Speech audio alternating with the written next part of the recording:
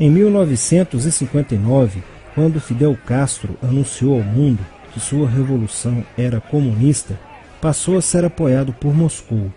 Com isso, a União Soviética iniciou uma campanha para dominar com a ideologia marxista a América Latina, onde os partidos comunistas formariam grupos de guerrilha armada com dinheiro soviético, repassado por Cuba. No Brasil, foram criadas 29 organizações guerrilheiras, onde Fidel Castro vislumbrou expandir sua revolução comunista. Em 1961, o presidente do Brasil, Jânio Quadros, condecorou o guerrilheiro cubano Che Guevara com a Ordem do Cruzeiro do Sul, sem imaginar que 4 meses antes o Partido Comunista Brasileiro acertara com Fidel Castro o envio de jovens brasileiros para o treinamento de guerrilha em Cuba, com a finalidade de preparar quadros revolucionários que desencadeariam a luta armada no Brasil. As ações armadas já existiam antes de 1964 no governo de João Goulart, através das Ligas Camponesas de Francisco Julião e do Grupo dos 11 de Leonel Brizola. Com a chegada ao poder, em 1964, do presidente Castelo Branco, centenas de comunistas e políticos de esquerda refugiaram-se no Uruguai, onde formariam a Frente Popular de Libertação, que a partir de 1965 empreenderia atos de sabotagem urbana e focos de guerrilha rural no Brasil, principalmente na Serra do Caparaó, cujos guerrilheiros, apoiados por Leonel Brizola, foram combatidos e vencidos por tropas da Polícia Militar de Minas Gerais. Em 1966, a esquerda brasileira, decidida a tomar o poder à força e em curto prazo, passou a adotar táticas terroristas como as que foram usadas pelo grupo guerrilheiro Ação Popular, que ao explodir uma bomba no saguão do Aeroporto Internacional de Guararapes, em Recife, matou o jornalista Edson Regis de Carvalho e o almirante Nelson Gomes Fernandes. A influência da Revolução Cubana passou a servir de modelo para muitos revolucionários como Carlos Marighella, do PCB, que em 1967 viajou a Cuba e participou de um evento sobre a propagação da luta armada no território brasileiro. De volta ao Brasil, em setembro de 1967, Marighella criou a Ação Libertadora Nacional, ALN, e começou a recrutar jovens brasileiros entre os estudantes que, depois de preparados ideologicamente, foram enviados a Cuba.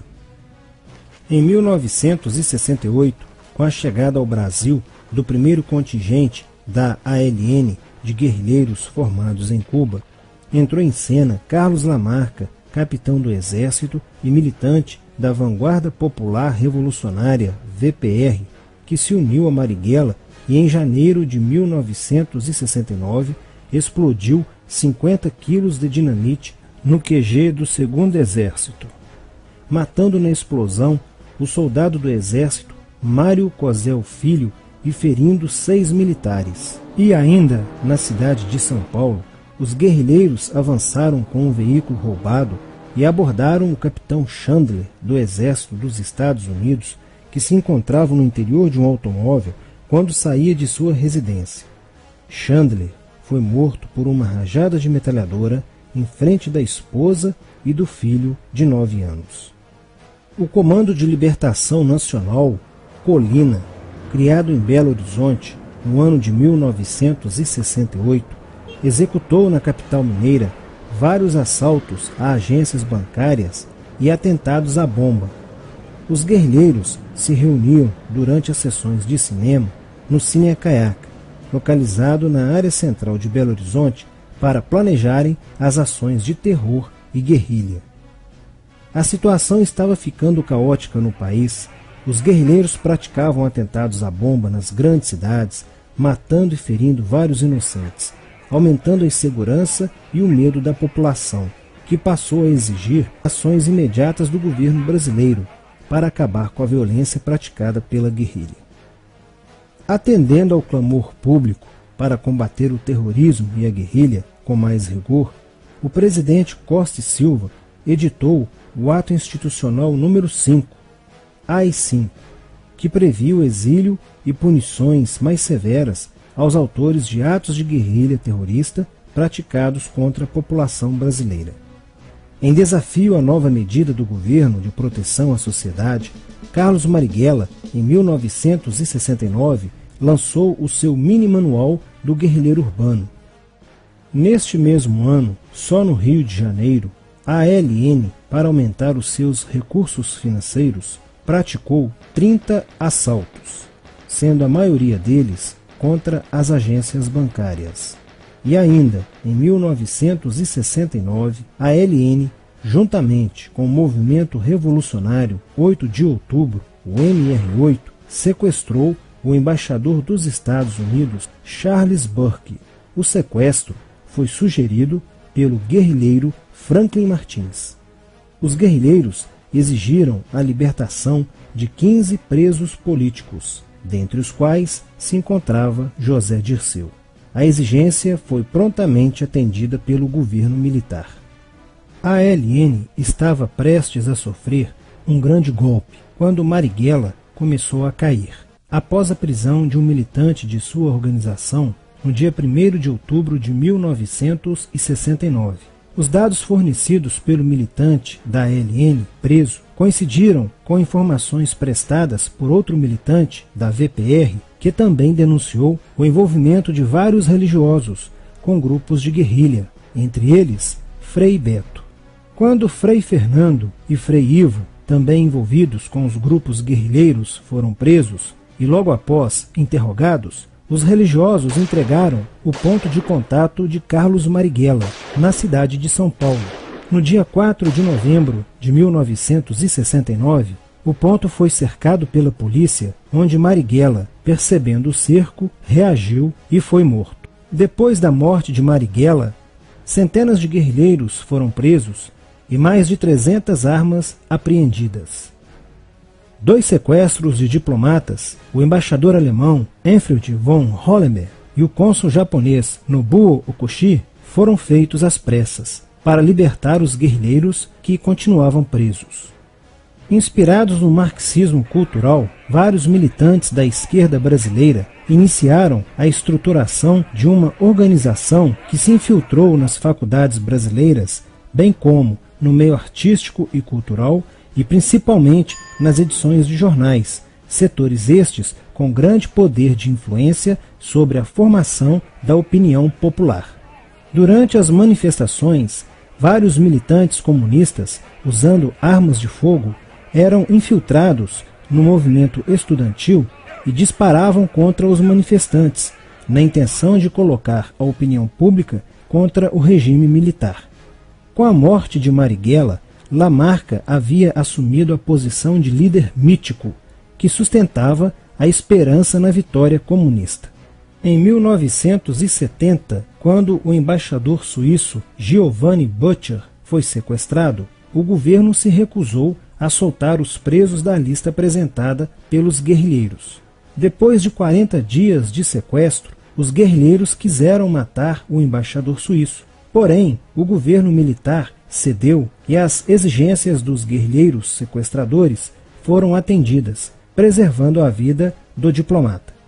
Na cidade de São Paulo, o cerco sobre a vanguarda popular revolucionária, liderada por Carlos Lamarca, estava se fechando. Isso fez com que Lamarca fugisse para o Vale da Ribeira e montasse um campo de treinamento para a guerrilha. Na tentativa de descobrir este campo, tropas da Polícia Militar do estado de São Paulo foram deslocadas para a região. No dia 8 de maio de 1970, um pelotão comandado pelo tenente da Polícia Militar, Alberto Mendes Júnior, foi emboscado e rendido por guerrilheiros da VPR. O tenente Mendes foi feito refém e obrigado a seguir com os guerrilheiros na direção de Sete Barras. Depois de um dia e meio andando pela mata, Lamarca formou um tribunal revolucionário e decidiu matar o tenente Mendes, que teve o crânio esmagado por coronhadas de fuzil desferidas pelos guerrilheiros Diógenes e Fujimori. Apesar do cerco, Lamarca conseguiu escapar e em 1971 chegou ao sertão da Bahia. Depoimentos de guerrilheiros presos em Salvador levaram o exército ao esconderijo de Lamarca, que, estando armado de metralhadora, reagiu à prisão e foi morto. Após a morte de Lamarca, o número de militantes presos era bem maior que o número de guerrilheiros em ação no Brasil. Os guerrilheiros, percebendo que o cerco estava se fechando, passaram a sequestrar aviões comerciais e obrigar o piloto a desviar para outro país, onde pudessem se exilar. 4 desses aviões foram desviados para Cuba. Os guerrilheiros comunistas estavam perdendo a guerra. Os militantes que abandonavam as armas eram acusados de traição nos tribunais vermelhos e executados pelos próprios companheiros, em atos de justiçamento. Já no início de 1971, o PCdoB conduzia o trabalho de campo na região do Araguaia, na divisa entre os estados de Goiás, Pará e Maranhão, com a missão de implantar um núcleo guerrilheiro que tinha por objetivo fomentar uma revolução socialista, onde centenas de guerrilheiros já haviam se estabelecido há pelo menos 6 anos. No início de abril de 1972, o presidente Médici enviou à região do Araguaia equipes especializadas em inteligência que, da busca do conhecimento sobre a atividade clandestina, logo efetuaram as primeiras prisões, entre elas a de José Genuíno, primeiro guerrilheiro preso no Araguaia. Logo após, o exército sofreu as suas primeiras baixas, ao ter um grupamento emboscado por elementos liderados por Oswaldo Orlando da Costa, conhecido por Oswaldão. Isso fez com que o exército passasse a empregar tropas convencionais que cercaram toda a região do Araguaia.